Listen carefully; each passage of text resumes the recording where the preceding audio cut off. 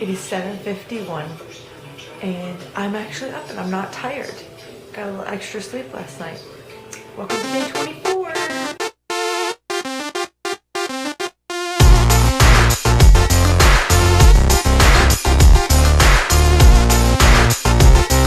So I'm up. I actually got up at 7:30, but I was on the computer for a little bit because I'm uploading the vlog. Check it out, Turbo Fire. Have any of you guys done Turbo Fire? I was just watching a little bit of the infomercial. It looks kind of fun. It looks almost like a Zumba idea, like of dancing and stuff. I don't know. Alright, let's get started. I'm gonna try some yoga. Excuse me, they just combined two of my favorite things. Bethany, who's from the Housewives, and yoga. Look! So that was good. It was really fun. I liked that. I noticed that I felt like a lot of cracks and stuff. I felt like I was loosening myself. It felt really good. I didn't look at the time though of it, and that yoga thing was an hour long of yoga. And I was doing it, and then I got to a point and I'm like, how long is this? And then I looked and I was only 20 minutes in. And it's an hour, and I do not want to do an hour of yoga. I was looking for a half hour type of a yoga thing, or a 20-minute yoga thing. So I did 20 minutes. I feel good. My arms feel worked, actually, which is crazy. And they were saying in the video that a lot of the poses and stuff can really work your arms and your core and everything, which you wouldn't think, but it's true because you're using your body as resistance. It's pretty crazy.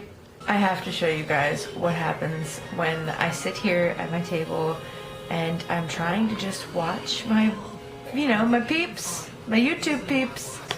Do you see that dog? Do you see him? Gordy. Oh, it's just a baby. My feet are up with a blanket. I'm really chilly today. And he just hops up and he has to be laying on mama.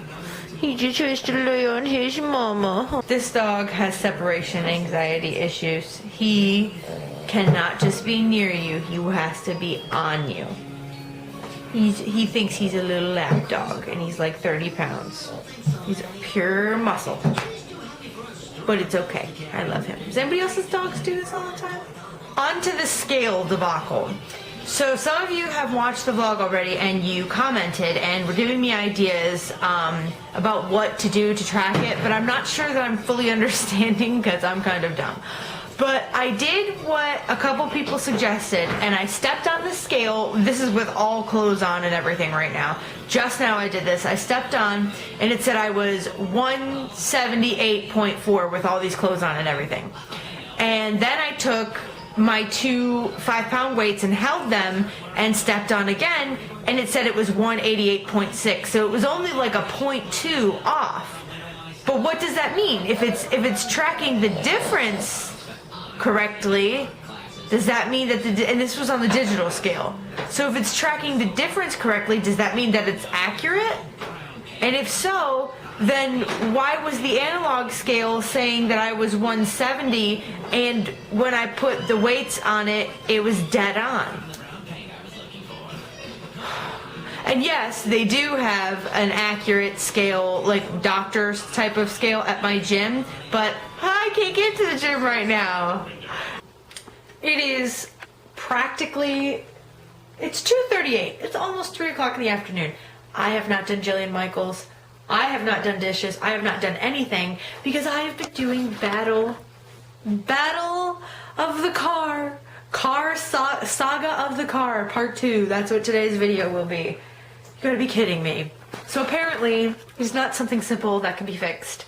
And it's probably like a, I don't know, $2,000-3,000 repair.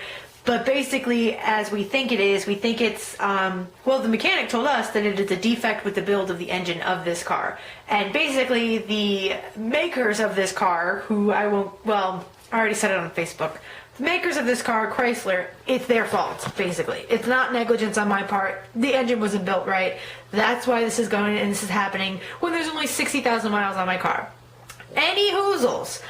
I've been on the phone with that mechanic, and then with Rob at work, and then that mechanic again, and then Chrysler, and then Chrysler, and then Chrysler dealership, and then Chrysler, and I've been going back and forth and back and forth and back and forth on the phone all day. Poor Jay has not even been able to play with his mommy today because I've been stuck on the phone and holler at him to please be quiet and everything because I'm trying to figure all this stuff out.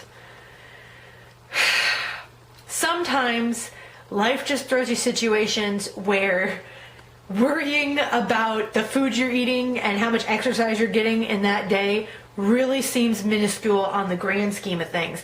I have a test that's coming up tomorrow I haven't studied for. I got a class tonight that I'm not prepared for. I have no car. I have to figure out how I'm going to get to and from classes from here on out. I have to figure out how I'm going to go and do things I need to do, like regular day-to-day, like get food shopping and things like that done.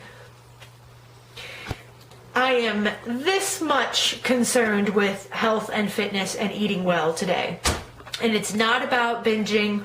It's not about giving up. It's the fact that I can't even think straight enough to even think to eat anything at this point. Like I'm just, oh God. But surprisingly, I am not in a defeated mood. I'm not as angry. It's weird. I'm not as angry now. I think I'm not as angry now because I'm pretty sure that my car is going to get fixed and that the most I'll have to do is pay a deductible of the warranty on it. So that's good. I mean, I'd rather pay $150 as opposed to $2,000 for this engine to get fixed, or $3,000 or however much it would be. The cost of car repairs, as I'm sure all of you know, can be freaking astronomical. So I'm not really in too bad of a mood. Where there is a will, there is a way. I will figure out how to get to class. I will figure out how to do the things I gotta do. It will get done. It's just a bitch is all. It's just like, man, when it rains, it pours. And not only that, but did I even tell you guys that when we dropped the car off at the mechanic shop, not the dealership, but at the mechanic shop, the first day on Monday to get it looked at, I get out and I'm pulling Jay out, flat tire. Flat tire on the driver's side. I was like, what else could happen? Not only is the car screwed, but now you also have a flat tire. Oh, jeepers, this is crazy. I hate being an adult. Look at that dog. Gotcha. Are you laying on the clean laundry? Okay, so today, either way that you look at it, well, you can look at it at one of two ways. And I put this on my Facebook.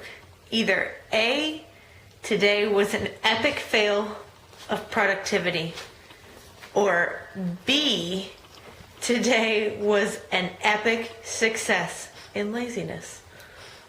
I'm really not even going to call it laziness, though. It was just the fact that I had way too much going on with all the car stuff, and I didn't even get 2 seconds to think about, what am I eating? Is this healthy? I mean, I think I had the healthy options, but I'm going to be honest. I've been stress eating and putting myself to the point of being so full where I'm like, oh gosh, why did I do that? And it's not of the unhealthy foods. I'm doing it with healthy foods, but it's just eating way too much of them till I get that point of being so full, and it's just because of stress. I know it is. It's because of stress and being worried about this whole car thing, and it's just a no bueno situation. But if you didn't see, it's a little bit after 11, and I am tired. I just want to go to bed and wake up to a new day. I mean, I did do yoga today this morning, and I'm going to do that again tomorrow morning. I like it. I like it. It's a good way to kind of stretch and get all the kinks out, when you get up. Oh, and my friend here said that she might be able to drop off her jogging stroller so that I can use that with Jay tomorrow, maybe, because I think the weather's going to be all right. Maybe we won't go for a jog, but maybe we can go for an hour or so walk. That'd be nice, right? So we'll see what comes with tomorrow. I'm just learning that as of right now, when things like this happen, you just got to take it day by day. And you got to do what you got to do to get yourself out of the situation. And just try to be positive. That's what we're trying to do. So that's all for today. I'll see you guys tomorrow. Good night.